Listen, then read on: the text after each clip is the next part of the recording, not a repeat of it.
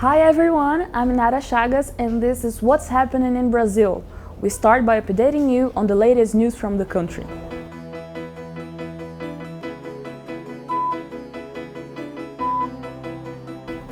Last Monday, a group of 32 Brazilian citizens and their relatives who were in the Gaza Strip arrived in Brazil on a Brazilian Air Force flight. For 2 days, the group waited for permission from the Egyptian, Israeli and Palestinian authorities to cross the border between Gaza and Egypt. They will be provided with shelter and documents beside work permits. Brazil is facing one of the worst heat waves ever, with temperatures over 42 degrees Celsius and more than 1,000 cities under warning due to the possibility of a major risk. Over 12 states and more than 1,400 cities are affected by high temperatures. The situation is caused by El Niño, a climate phenomenon that favors atmospheric blockages and increases heat in the central region of the country. 8 years after the collapse of a São Marco dam managed by the mining company Vale and WHIB Billiton in the city of Mariana, Minas Gerais state, the people affected by the environmental crime weren't compensated. The consequences include the death of 19 people, the contamination of the Doce River, the soil and the air, and the destruction of the way of life of communities across the basin. Last week, 3 members of the landless workers movement were murdered in the northeast of Brazil. Leaders of the movement claims that there is a rise in violence against peasants and settlers in all Brazilian states, a result of states' inaction and lack of accountability with the agrarian reform law. Last week, over 2 million people faced a blackout in the state of São Paulo. The service interruption occurred after a storm. However, an investigation is analyzing Enel's role, the private company that manages energy distribution in São Paulo. In recent years, the company has reduced the number of workers by 36%, which may have contributed to the delay in restoring energy for everyone.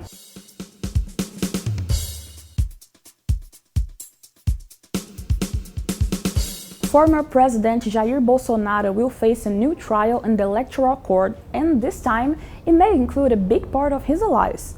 They may respond to fake news and coordinated attacks on social media during last year's electoral campaign, with the possibility of more people becoming ineligible.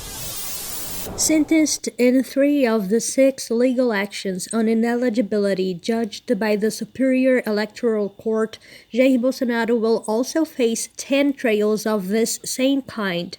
This week, the court starts to analyze the use of fake content during the 2022 presidential rally. In one of the legal actions involving Bolsonaro, his vice in the slate of the last elections, General Walter Braga Neto, was also sentenced last week in the trial on September 7th.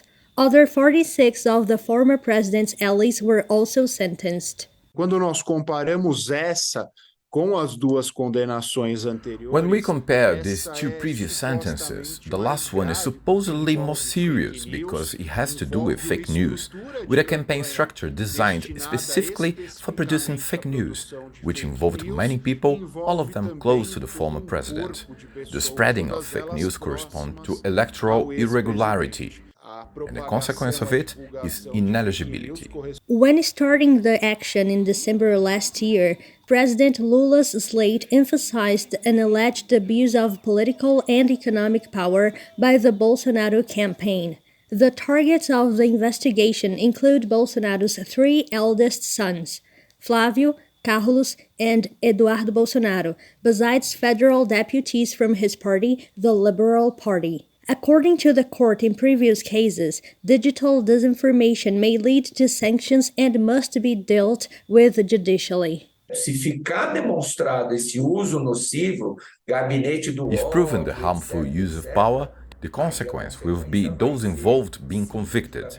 Bolsonaro's sons may even be removed from office and become ineligible. Until 2018, The reach of the electoral justice was restricted to what was on the radio, TV, and newspapers. The inclusion of social media platforms happened after the effects of the disinformation phenomenon during that year's elections. The new jurisprudence made its way with the removal from the office of Federal Deputy Fernando Francischini from Pará State due to a Facebook post he made against the electronic voting machines on the day of the election.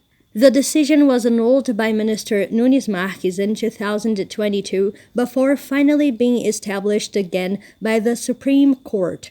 Considered a precedent for the current case regarding the Bolsonaro family, new legal actions on the internet will certainly be used by Bolsonaro supporters. É óbvio que a defesa, de forma habilidosa, dirá. It's obvious that the skillful defense will say that it was all free expression of ideas, because his campaign made posts and people reposted and voluntarily shared them. But obviously, one cannot deny that it was all orchestrated, because all reposts took place moments later by a group of people close to the former president. Up until now, the Electoral Code has been the pioneer in criminalizing the propagation or sharing of fake news, but the debate still needs to advance in Congress. Intended changes in the law were not achieved in time for next year's municipal elections. The decision of the fake news bill, which provides for greater accountability and transparency on the part of the companies that dominate the sector, is also uncertain, a hurdle in parliament that could be even bigger depending on the electoral court decisions. A bancada centro-direita, digamos assim, não estou falando nem... To the center-right politicians in Congress, and I'm not talking about the far-right, I'm talking about people related to the right-wing ideas, to Bolsonaro's ideas. It's plausible that an electoral court decision may have repercussions in Congress in a debate regarding a bill on internet regulation.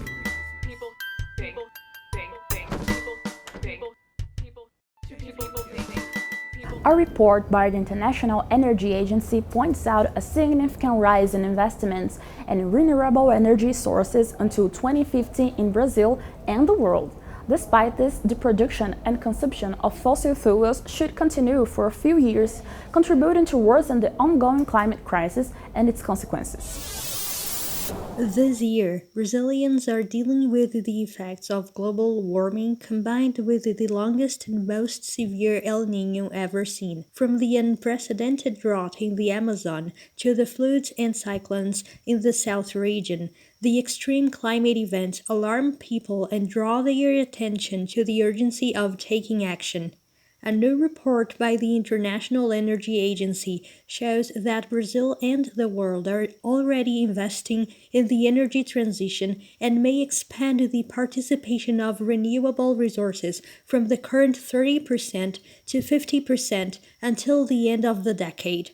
But the rhythm of these changes will probably be slower than expected. As comunidades emergentes vão continuar queimando carvão e gás natural. The developing countries will continue to burn coal and natural gas. There isn't a decrease in consumption. Brazil itself intends to increase the use of solar energy, wind energy and biomass, but there is no forecast for achieving climate neutrality by 2050. We have this mission, like many other countries, but many of them are satisfied with reducing consumption just a little. In the Brazilian case, decarbonization is also about decreasing deforestation, especially in the Amazon, which is the country's main emitter of carbon gas. An estimate by the Climate Observatory predicts that it is possible to reach the reduction goal established for 2025 if the country reaches deforestation levels similar to those achieved between 2005 and 2006. Even if the Brazilian energy metrics become cleaner than the average, the situation will get worse before getting better. A maior parte da energia consumida no Brasil é de origem... Most of the energy used in Brazil is fossil fuel. In other countries, the percentages are even higher, but it does count, and the premise is that there will not be a major rupture within 2 years. We continue with the same talks on the energy metrics seen in recent years. Despite expecting a 75% decrease in oil and coal consumption until 2050 in Latin America, the International Energy Agency highlights that natural gas use will continue on the rise and may increase almost 25% in the period. On the other hand, Brazil will probably continue diminishing the activation of thermoelectric plants, those that produce energy from burning coal. It is an important step, although insufficient to achieve the goal. Podemos dizer que o carvão ele emite 1.000 para gerar determinada Coal emits 1,000 to generate a certain amount of energy. Natural gas emits 500, half of coal's emissions. And solar energy emits 50. Therefore, changing coal for natural gas reduces emissions by half, and that's good. But when you talk about planning for zero emissions by 2050, cutting emissions by half isn't enough. In different parts of the world, some moves to reduce the burning of fossil fuels are being made. Europe, for instance, will probably boost the production of electric cars, and more countries will adopt the mandatory mixture of ethanol with fossil fuels, such as gasoline and diesel. Brazil, which started producing ethanol from sugarcane in the 70s, has just started to use corn too, which gives it even more competitiveness. Hoje o etanol, apesar de tudo, não é ainda Today, ethanol is still a commodity, an energy source priced on the international market. However, as soon as many countries also start to negotiate it, and that's not the case with Brazil, such as India, a big producer, and also the African continent, it means that there is a movement not restricted to rich countries. Did you like the show? So hit the like button and share it with your friends. Don't forget to subscribe to our channel to receive notifications. We'll see you next week.